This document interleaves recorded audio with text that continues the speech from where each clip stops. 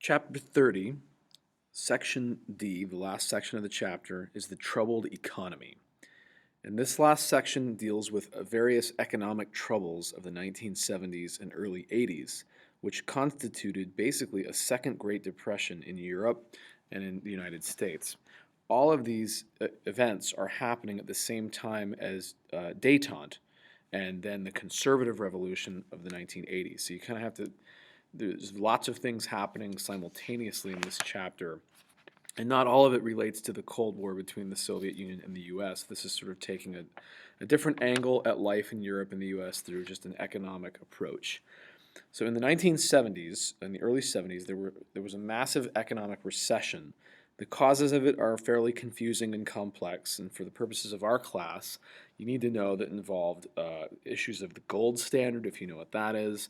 When you tie your currency's value to the gold standard, the U.S. went off of that standard, and it created some economic disruptions at that point. Issues with currency, issues with inflation. The main thing that happened, though, that everyone can understand is the price of oil. In the 1970s, there was some disruptions in our supply of oil coming from the Middle East, where most of the world's oil had come from. And an organization was created called OPEC, the Organization of Petroleum Exporting Countries. And we would, in the West, we would call that a cartel, CARTEL, which is an organization of businesses that work together to keep prices high. Businesses that function not as pure capitalistic countries where they compete with each other for business, but they work together to keep the prices perhaps artificially high so that they all make money. These are Middle Eastern nations that were large oil producers joined and formed this organization called OPEC. And so the price of oil, which leads to the price of gas, went dramatically up in the early 1970s as these nations, which were somewhat newly independent nations, leading back to the decolonization period after World War II, realized that if they work together, they can make prices of oil much higher than if they compete against each other. Another factor that made the price of oil very high was the 1973 Arab-Israeli War, one of many Arab-Israeli wars since the creation of Israel in the late 1940s. And in that particular war, as in most of the time that these wars have happened, the U.S. took the side of the Israelis. And the Arab nations, who are the main oil-producing nations, created an embargo, which means they banned oil shipments to the U.S. in retaliation for our support for Israel in that war. This caused oil prices in the U.S. to rise by a factor of 4. So they were 4 times as high in 1 year as they were the year before because of this war. So in the early 70s, people in America and Europe, the consumers of gas with their giant gas-guzzling cars, as you see in this picture, faced incredible shortages, high prices, long lines at the gas station, and they were extremely bitter about all of this. I remember my dad telling me about this. He was a young driver in the 1970s, and he said it was awful. You'd have to wait in several hours of a line to fill up your tank because there simply wasn't enough supply of gasoline for everyone. It created just a sort of a hysterical environment in the U.S. Where you couldn't get gas. People bought motorcycles that were more gas efficient. It was a real disruption in American life and European life as well.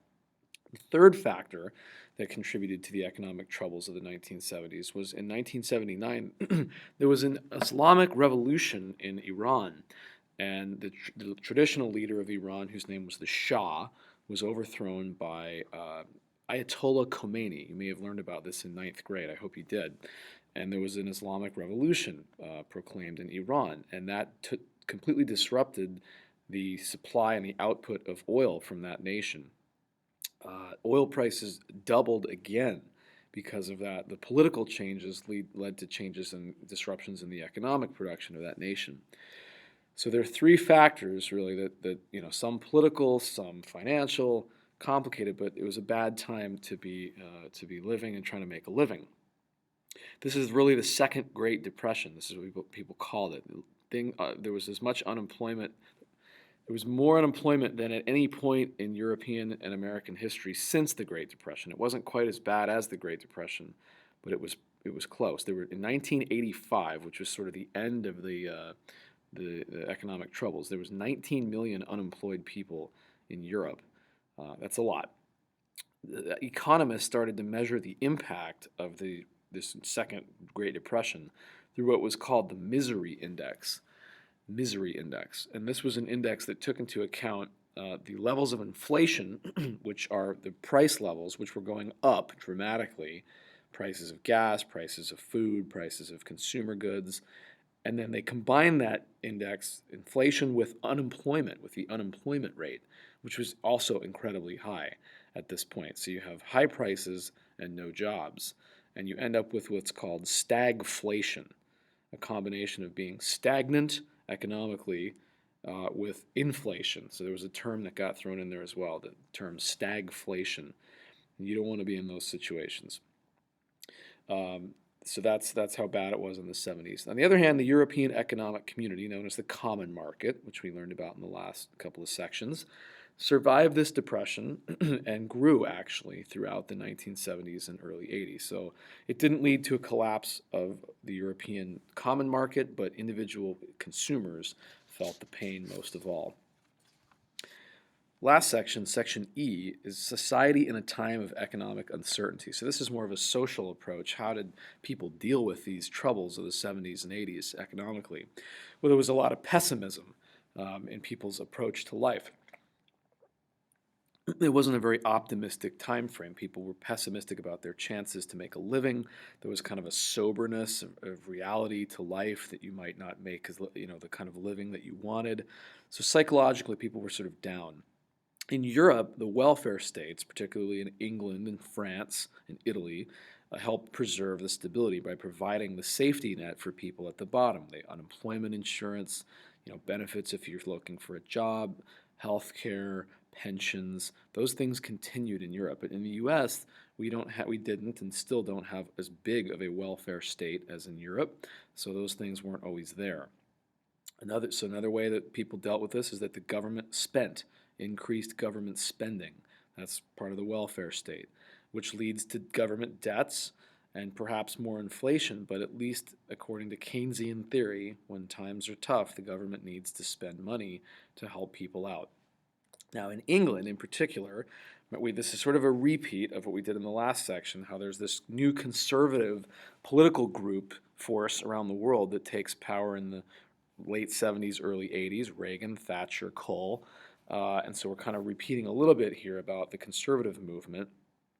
But they have a different approach, obviously, to dealing with economic problems. The approach of conservatives are always pro-business.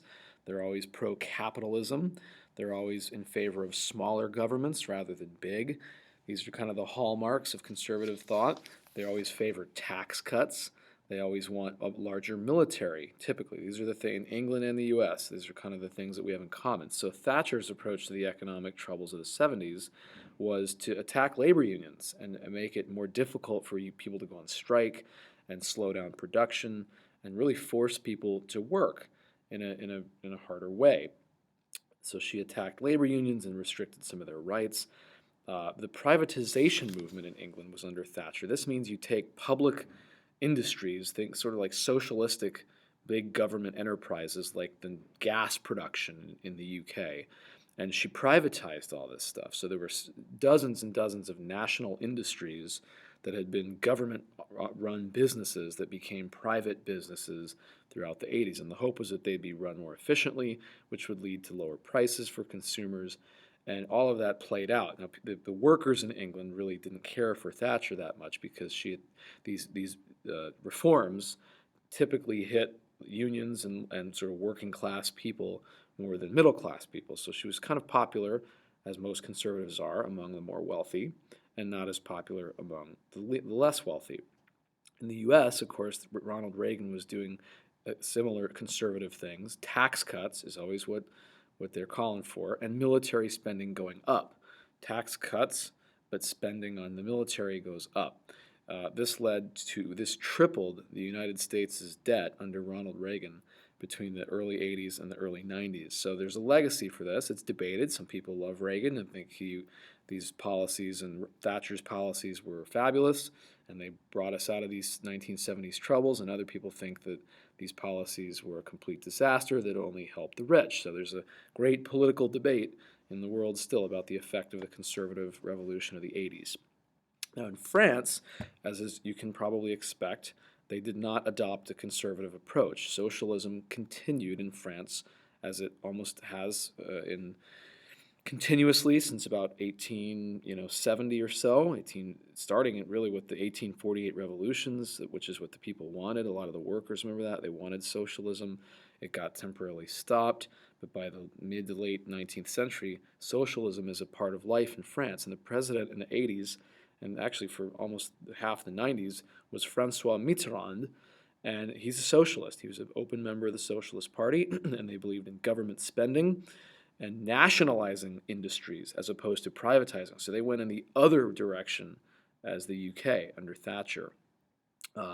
People widely believed that these policies were a failure in France, that they really didn't recover the French from the economic troubles of the 70s, and it ended up leading to what we call austerity measures, which means they had to cut back on all of these programs and cut back on the welfare state coming into the mid-90s. And the French people don't like it when the welfare state takes a hit.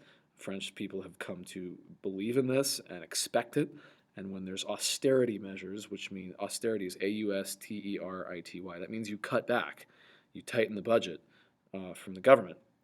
People in France will go on strike a lot. This happens all the time.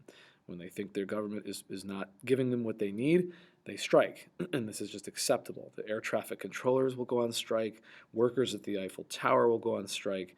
Subway drivers and train operators will go on strike. Cab drivers. This is just a part of life in France, and it affects the whole world, but this is what they do. So lastly, what does all these economic difficulties do to American and European lifestyles? Well, personal budgets tighten up as people have less disposable income, and because of the tightening up and the new seriousness of life, in the 1980s there was a particular passion for healthy eating for the first time, nutrition and exercise. Passion for exercise. This was not a real part of American or European life prior to the late 70s, early 80s, and it sort of correlates with the economic troubles. Here you go. Look at these great workout, scenes of the 1980s. The most famous guy that made these videos in the 80s was Richard Simmons. If you've ever heard of him, you can Google him. He's a funny guy. People's lifespans went up as they started eating better, exercising more, taking more personal responsibility for their life. People's marriage age was postponed, so the later ages for marriage, because they had to work through the economic troubles in their youth, get a better job, get established. So ages of marriage had been real low right after World War II, but in the 1980s and actually continuing to today, they've gone back up into the late 20s instead of the early 20s. Okay, so that's another social change to be aware of. And people sort of rejected the 60s radicalism and the kind of counterculture movement. People were a little bit older. The economic troubles were there. And so there was an emphasis on working hard. Get into a job, work hard, stop being as politically active. You don't have time for that anymore. There was also, this correlates with the conservative shift to Reagan and Thatcher. The ideas of the 60s and early 70s were kind of out of swing with most middle-aged people at that point. And the last thing is that in the late 70s and early 80s, a lot of women entered the workforce. We talked about the challenges of women entering the workforce in the last section and some of the obstacles they faced in terms of pay, discrimination, advancement, what we would call the glass ceiling, which means that women reach a certain level in business or government, and they just simply can't go into the upper management positions. But women are coming into the workforce in the 80s now out of necessity because the times are tough and prices are high, and so there's the economic troubles actually lead to some advancement for women in the early 80s. Other things about the 80s that were awesome, just so you should know, people had big hair.